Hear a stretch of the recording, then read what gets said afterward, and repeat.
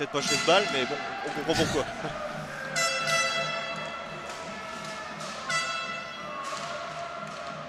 Daniel Diaz-Mora, le décalage de Patrick Sévec qui vient ouvrir le score. Patrick Sévec sur le décalage de Daniel Diaz-Mora.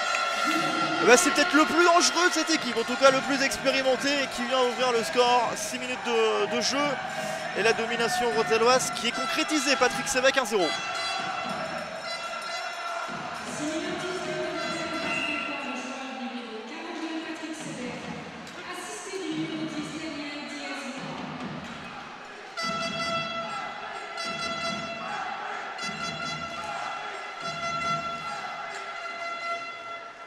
Pas grand chose à faire là pour le gardien.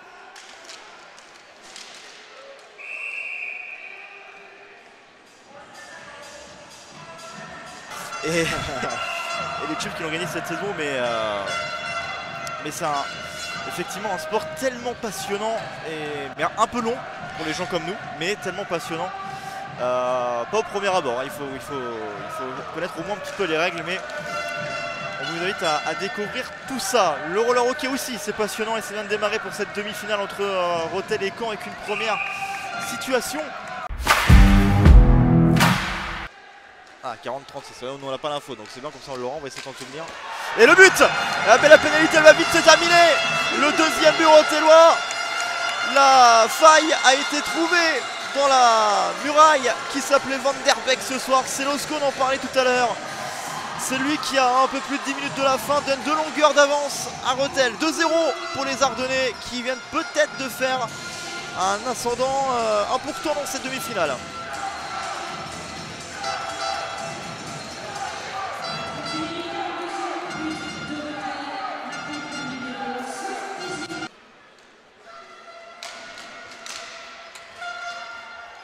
Sévec. Et le lancer de Losco, voilà le doublé.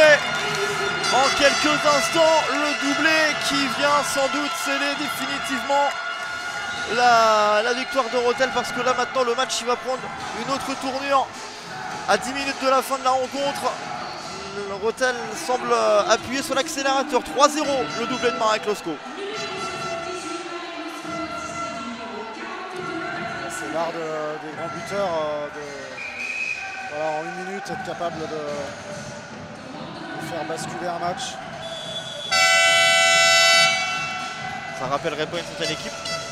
Pardon. Ça rappellerait pas une certaine équipe qui a joué un petit peu plus tôt. Ouais, effectivement. Oui, tout à fait.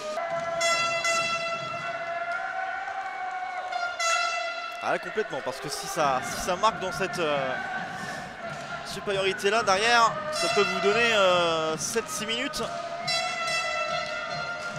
à 3-2 et ça peut devenir totalement... Oh la folie! Oh Van Der Beek, tellement invincible et qui là se fait avoir sur ce balai qu'il touche, qu'il pense avoir, mais qu'il voit finir tout doucement au fond sur le lancer de Petr Skouloud. 4-1, Rethel en infériorité numérique qui reprend 3 buts d'avance. Sévec avait marqué, Losco avait marqué. Je pense que Skouloud avait envie de mettre son nom sur la feuille de match aussi, ce qui est plutôt habituel. On retrouve le trio décisif de Rethel. Ah, c'est... Un dernier lancé. Non, là c'est le dernier. Et c'est terminé la qualification de Rethel. Pas forcément une surprise, qualification 4 buts à 1, mais